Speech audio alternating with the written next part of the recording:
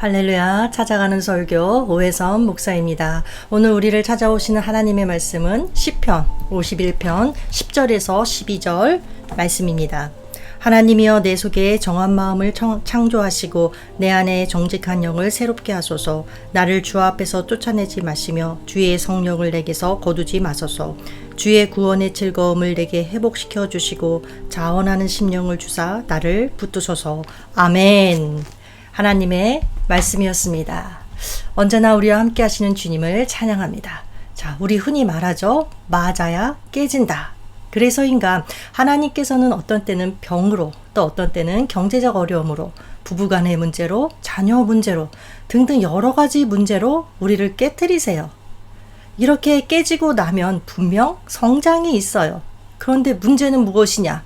이런 식으로 맞아서 깨지는 것은 아프다는 거예요. 너무너무 아파요. 그래서 인생을 살아가면서 이런 일들이 만약에 계속 일어난다면 아마도 많은 사람들이 하나님을 떠나갈 거예요. 자, 성경에 사사기에 나오는 이스라엘의 역사가 그것을 증명하고 있죠.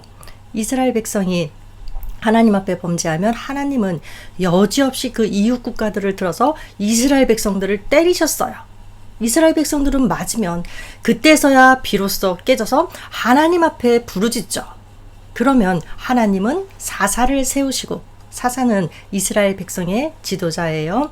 이 사사를 통해서 이스라엘 백성을 구원해 내세요. 사사기에는 이런 일들이 지속적으로 반복되어서 나오는데 여기에서 우리가 주목해 보아야 할 것이 있어요. 그게 뭐냐 하면 백성들이 처음에 징계를 받을 때, 그러니까 맞을 때에는 하나님 앞에 구원해달라고, 살려달라고 마구마구 부르짖어요. 그런데 징계가 반복될수록 어떻게 되느냐? 부르짖는 강도가 점점 약해집니다. 그래서 결국 삼손 때가 되면 백성들이 하나님 앞에 범죄하고 나서도 구원해달라고, 살려달라고 부르짖는 장면이 성경에 나오질 않아요. 그러니까 결국 맞아서 깨진다는 것은 반복되면 될수록 어떻게 되는 것이냐? 하나님 앞에 더 완고한 자가 돼서 하나님 앞에 부르짖지도 않고 하나님 앞에 되려 이 고개를 쳐들게 된다는 거예요. 그렇다면 맞지 않고 깨진다면 참 좋을 텐데 그 방법이 무엇일까요? 자, 하나님을 뜨겁게 사랑하고 말씀 붙들고 제대로 살아보려고 발버둥 쳐보세요. 그러면 도저히 말씀대로 살 수 없는 존재라는 것을 철저하게 깨닫게 돼요. 그래서 산산조각이 나고 철저하게 깨져버립니다. 이렇게 깨질 때 비로소 하나님의 진정한 은혜와 능력이 스며들어 오는 것입니다.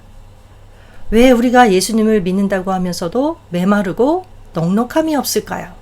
진정한 깨짐이 없기 때문에 그렇습니다. 왜 하나님의 능력이 임했다가도 그것이 지속적인 능력으로 계속되지 못할까요? 맞아서 깨지는 것 외에는 다른 깨지는 길을 모르기 때문에 그렇습니다. 그렇다면 하나님께서 우리를 깨트리시고 낮추시는 이유는 무엇일까요? 신명기 8장 2, 3절에 그 내용이 나와 있어요. 40년의 광야 생활을 했던 이스라엘 백성을 향해서 주님은 말씀하셨어요. 너희가 광야 생활을 해야만 했던 그 이유는 왜냐? 무엇이냐? 너희를 낮추기 위해서이다. 그런데 왜 너희를 낮추려는지 아느냐? 자, 사람이 떡으로만 사는 것이 아니요 여호와의 입에서 나오는 모든 말씀으로 사는 줄을 네가 알게 하려 하심이니라. 우리를 낮추시는 이유는 말씀으로 인하여 살아가는 우리를 만들기 위해서라는 거예요. 그렇죠. 승승장구하고 계속 높아만 지면 하나님 잘 안 찾죠. 굳이 말씀 붙들려고 하지 않겠죠. 자, 그러면 이 말씀 앞에 깨어졌던 성경의 대표적인 인물 누가 있을까요? 오늘 본문의 다윗이에요. 잘 아시는 대로 다윗은 하나님께서 너무너무 기뻐하셨던 사람, 그래서 하나님의 마음에 합한 사람이었어요. 그런데 어느 날 그의 인생 여정에 결정적 오점을 남기는 범죄가 행해지고 말았어요. 다윗의 나이 49세에 벌어진 사건인데 암몬이라는 나라의 수도인 라빠를 공격하기 위해서 군대가 출정했어요. 그런데 다윗은 예루살렘에 남아있다가 우리아의 아내 밧세바와 간음을 저지르고 맙니다. 자, 인간은 누구나 죄를 범하면 일반적으로 죄로부터 도피하거나 은폐하려는 습성이 있죠. 다윗도 마찬가지였어요. 우리아의 아내 밧세바를 간음한 후에 그녀가 임신했다는 소식을 들은 다윗은 아주 약삭빠른 꾀를 내요. 전선에 가 있는, 전쟁에 참여하고 있는 밧세바의 남편 우리아를 잠시 불러들여서 집으로 가라고 하는 거예요. 왜냐하면 우리아가 집에 가면 밧세바가 임신한 그 아이를 우리아의 아이라고 오리발 내밀 작정이었어요. 그런데 너무나 충직했던 우리아는 전쟁 중이기 때문에 집에 갈 수 없다고 합니다. 그러자 다윗이 작전을 바꿔요. 우리아를 최전선, 아주 위험한 전방의 고지로 보내요. 그 결과 다윗의 계획대로 우리아는 죽었습니다. 그래서 다윗의 완전 범죄가 성공했어요. 그런데 그 이튿날 선지자 나단이 다윗을 찾아와요. 왕이시여, 보고할 일이 있습니다. 한 부자가 많은 양과 소를 거느리고 있습니다. 그리고 같은 성에 아주 가난한 농부 한 사람이 암양 새끼 한 마리를 키우고 있습니다. 그런데 어느 날 이 부잣집에 손님이 찾아오는데 부자는 많은 양과 소가 있음에도 불구하고 가난한 농부의 한 마리밖에 없는 그 암양 새끼를 빼앗았습니다. 그리고 그것으로 자기의 손님을 대접했습니다. 왕이시여, 어떻게 하면 좋겠습니까? 이 이야기를 듣고 다윗은 너무너무 진노하면서 말해요. 그런 인간은 죽어도 싸다. 이때 예언자 나단은 침착하게 다윗 왕을 쳐다보면서 이렇게 선언하죠. 왕이시여, 당신이 바로 그 사람입니다. 당신이 그 하나밖에 없는 암양 새끼를 빼앗은 부자와 같은 사람입니다. 모든 것을 가졌음에도 불구하고 남의 아내를 빼앗은 다윗. 그 다윗은 선지자의 말을 듣고 꼬꾸라집니다. 간음죄, 살인죄를 저지를 때도 전혀 느끼지 못했던 양심의 가책이에요. 그런데 나단 선지자를 통한 하나님의 말씀 앞에서 깨지고 만 거예요. 바로 이것이 다윗의 위대한 점입니다. 맞아서가 아니라 맞기 전에 말씀 앞에 무릎 꿇을 줄 알았던 다윗. 이런 다윗을 주님은 사랑하셨어요.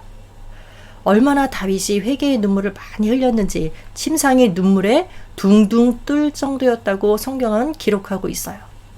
49세 때에 밧세바와 스캔들이 있었으니까 다윗이 죽는 70세까지 눈물로 회개했다는 이야기입니다. 여러분, 그렇지 않겠습니까? 밧세바와 같이 살았는데 같이 살면서 죽는 그 순간까지 밧세바를 바라보면서 어떻게 자기의 죄를 잊을 수 있었겠어요?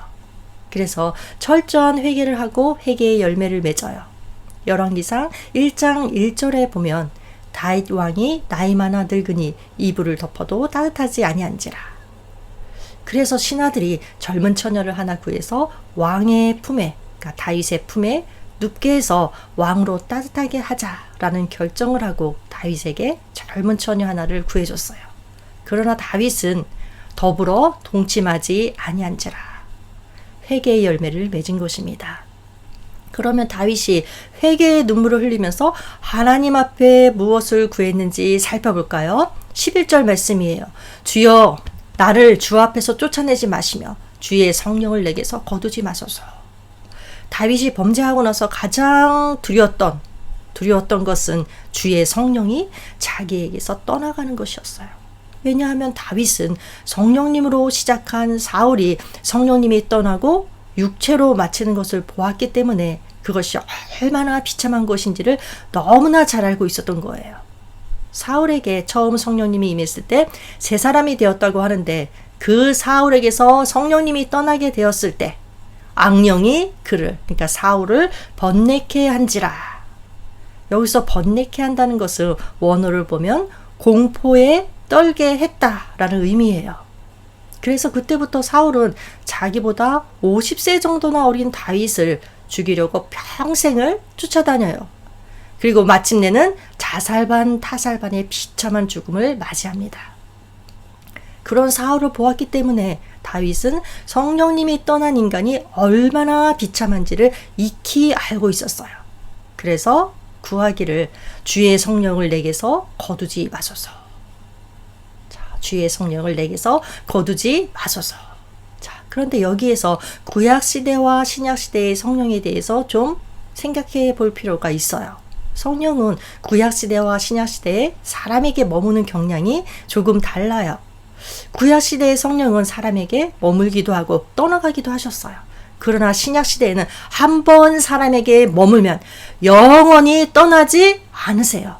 다만 신약시대, 그러니까 우리가 사는 이 시대에는 사람 안에서 성령의 역사가 충만하게 되기도 하고 약화되기도 하는 거예요. 그런데 구약시대에 성령이 사람에게서 떠나가시는 가장 대표적인 이유는 무엇이냐? 바로 죄입니다. 그리고 죄로 인해 성령이 떠나가시면 그 사람의 운명은 참으로 비참하게 돼요. 사울뿐만 아니라 삼손도 한번 보세요. 그렇게 큰 능력을 행하던 삼손이었지만 성령이 떠났을 때 어떻게 되었죠?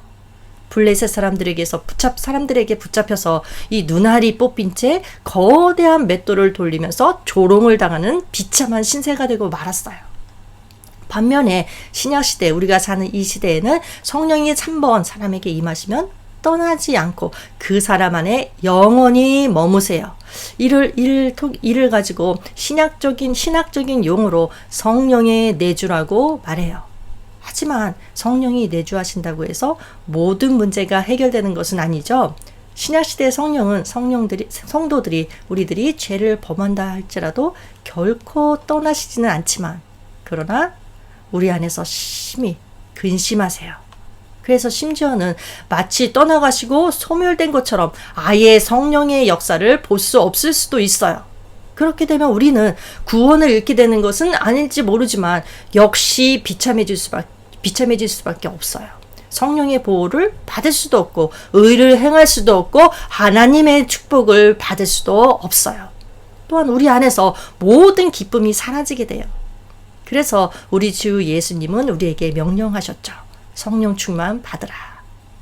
성령 충만이란 내 중심적인 자아가 죽고 성령님의 온전한 다스림과 인도함을 받는 상태를 말해요. 예수님께서 이 세상 가운데 오셨는데 왜 이 세상에 오셨을까요? 우리를 죄에서 구원하시기 위해서 오셨어요. 왜 우리를 죄에서 구원하시려고 하죠? 우리를 너무 사랑하셔서? 맞아요. 그러나 그게 전부가 아니에요. 우리를 구원하심은 주님의 뜻대로 우리를 다스리기 위해서, 통치하기 위해서라는 거예요. 그래서 이 땅을 하나님의 나라로 회복하기 위한 것입니다.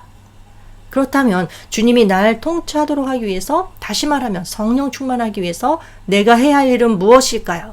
가장 기본되는 것은 날마다의 규칙적인 말씀 생활과 기도 생활입니다.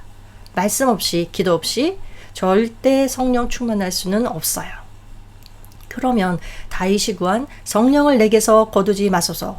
이것은 신약시대에 사는 우리들에게 있어서는 성령 충만을 구하는 것인데 이것을 위해 다윗은 구체적으로 무엇을 기도했는가?